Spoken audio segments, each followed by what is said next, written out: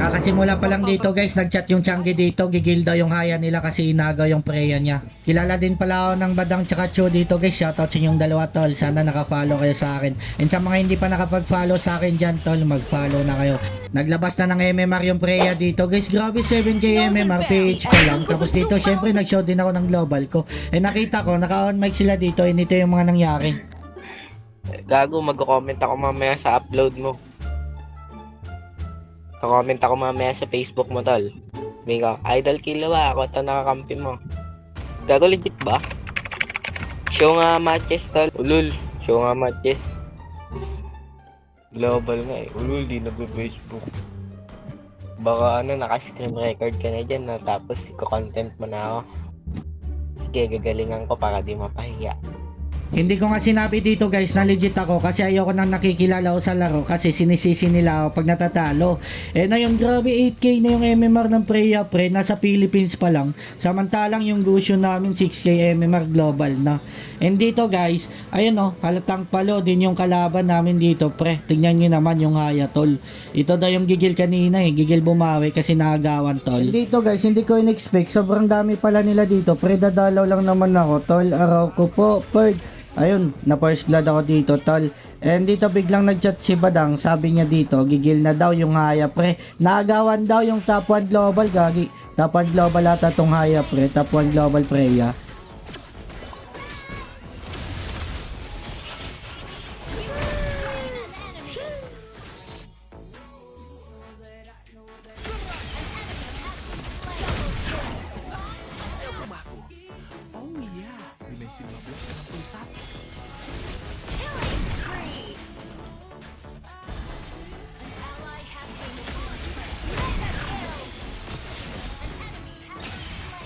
Dadalawan ko lang sana dito yung marksman namin guys eh, kaso nagulat ako, andito pala yung Hayabusa pre.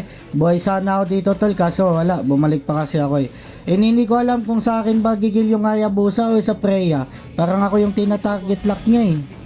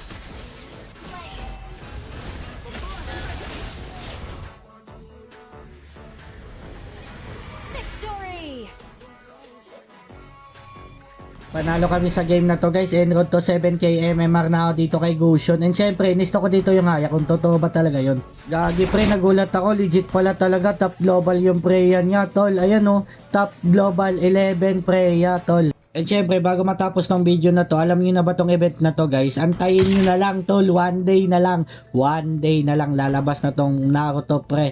Ayun oh, madami kayong makukuha dito sa event na to guys, libreng skin ni Gaara.